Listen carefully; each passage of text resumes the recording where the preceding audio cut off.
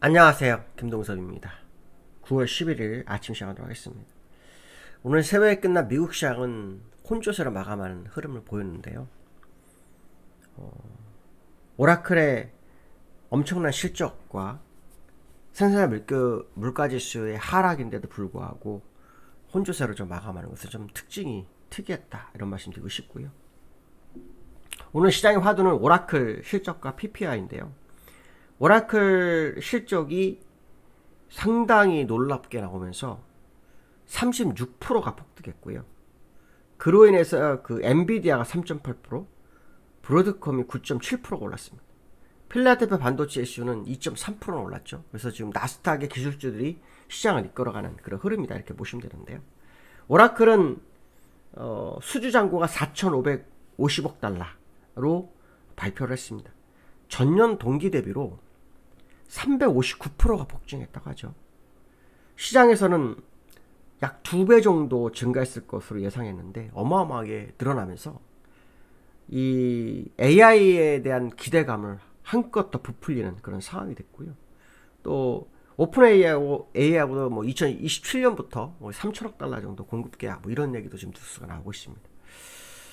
이 반도체에서 AI에 관련주들, 특히 오늘 엔비디아하고 브로드컴 오르면서, 엔비디아는 하이닉스하고 많이 연결돼 있죠. 그렇죠? 엔비디아 오르면 하이닉스가 폭등을 했으니까요. 브로드컴과는 또 삼성전자가 연결돼 있습니다. 그렇죠? 그래서 오늘 삼성전자 하이닉스가 시장을 얼마나 이끌어 주는지, 제가 어저께도 말씀드린 삼성전자 의미를 부여할 만한 시장 상황이 도래했다라는 제가 표현을 써드렸는데, 물론 악재도 있습니다. 그렇죠? 구글이 뭐 TSMC로 움직이고 뭐 이런 것도 있지만, 항상 시장이 좋을 때는 악재를 반영을 안 합니다. 거의 악재는 수면 밑으로 떨어져 내려가고요. 수면 밑으로 내려가고요. 보통 호재가 만발하는 상황이 나올 때는 그 호재를 따라갑니다. 악재는 나중 문제입니다. 그래서 오늘 이 오라클의 실적으로 인해서 AI가 드디어 저변을 확대하고 있구나, 뭐 이런 분위기, 그렇죠? 또 그로 인한 이제 그 선두 주자들, 또 관련 종목들 흐름을 좀 오늘 확인해 볼 수 있겠다 말씀드리고 싶고요. 그 다음에 지금 이번 주에 발표될 예정된 게 두 가지가 있죠. 하나는 생산자 물가지수, 또 하나는 소비자 물가지수인데, 소비자 물가지수 아직 발표가 안 났어요. 생산자 물가지수는 나왔어요.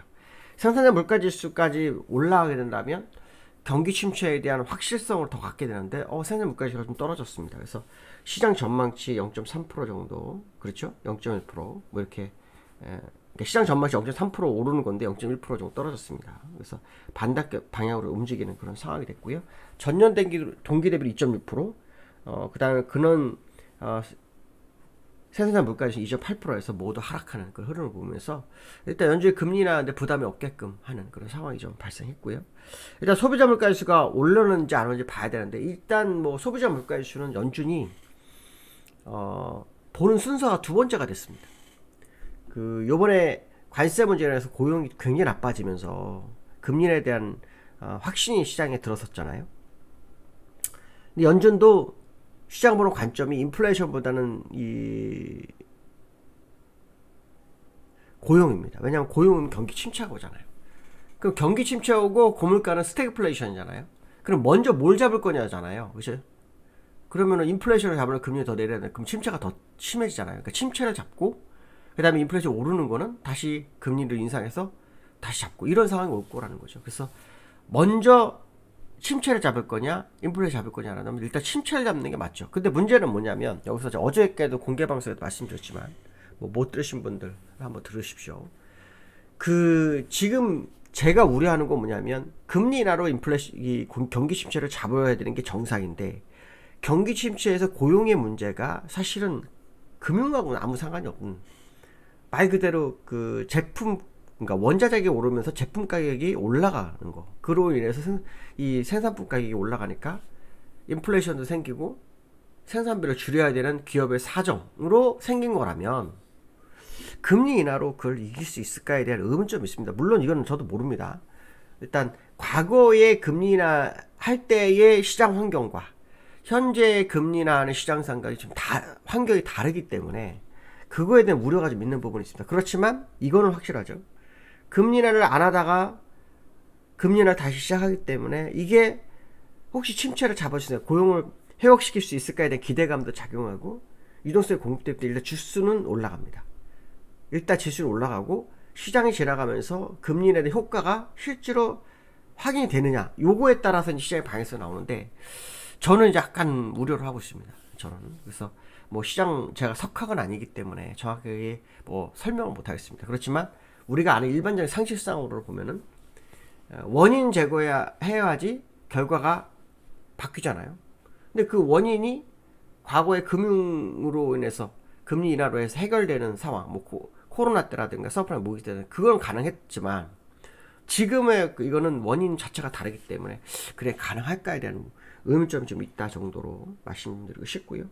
그래서 12월 금리 인하 가능성이 그러니까 12월까지 금리가 0.75bp까지 내려올 것으로 예상되는 것이 64% 정도 됩니다. 64%. 그러니까 상당히 높아지고 있는 그런 상황이다 이렇게 보시면 될 것 같고, 일단 두 번은 거의 확정적으로 좀 보는 것 같습니다. 0.25씩 두 번.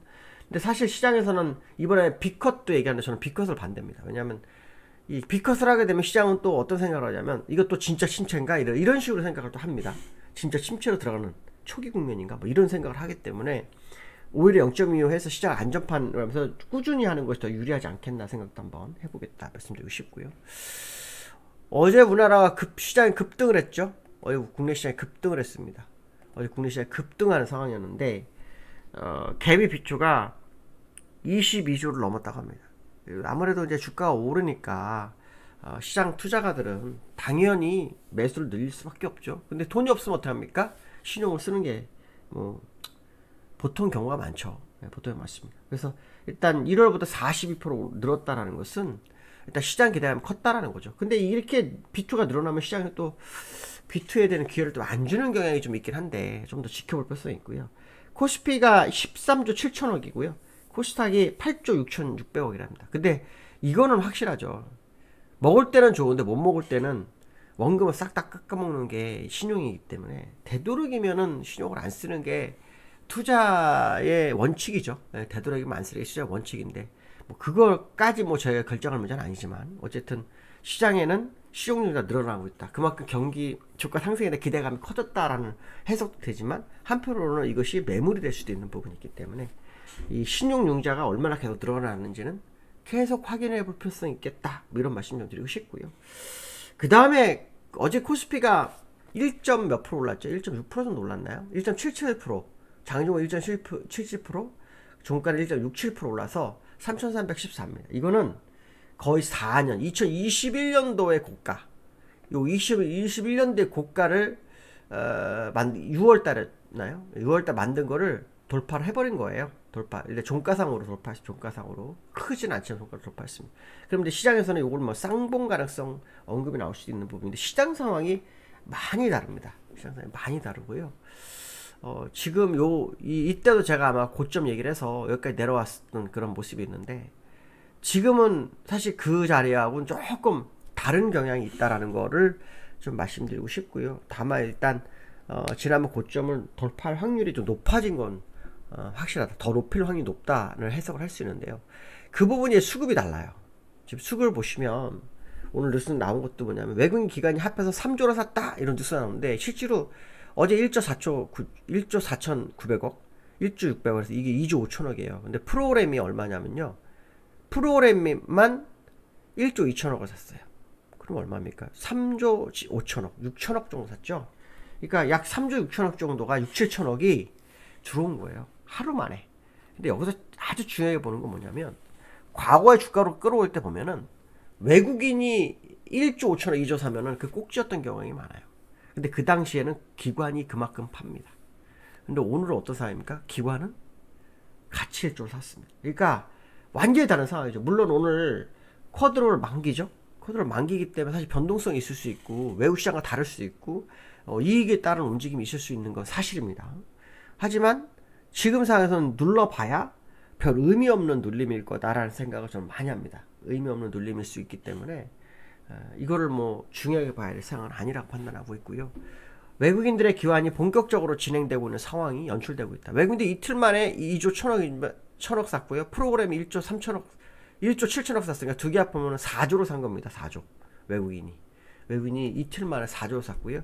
기관은 이틀 만에 1조 약 5천억 정도 매수를 했습니다. 그러니까 그 시장 상승이 상당히 의미가 있죠. 이 시장 상승의 원인은 아시겠죠? 양도세 기준 완화에 대한 기대가 오늘 대통령 100일 취임 100일째에 대해서 오늘 뭐 시중 연설, 대국민 연설이 있나요? 아마 그럴 것 같은데 취임 연설이 있을 것 같은데 그때 이 얘기가 나올 수 있다라는 뉴스가 있었습니다. 오늘 나오냐 안 나오는지는 저도 모릅니다. 그러나 가능성이 되게 높기 때문에 만약에 나온다고 한다면 뭐 일단 시장은 나쁘지 않은 상황으로 특히 3차 상법 개정안 3차가 또 진행되고 있어서 자사주 의무 소각도 이제 확실히 갖게 된다면 시장은 의미 있는 상황이다. 코리아 디스카운트가 해소되는 과정이다. 이렇게 해석도 할 수 있을 것 같습니다. 오늘 여기까지 하겠습니다. 감사합니다.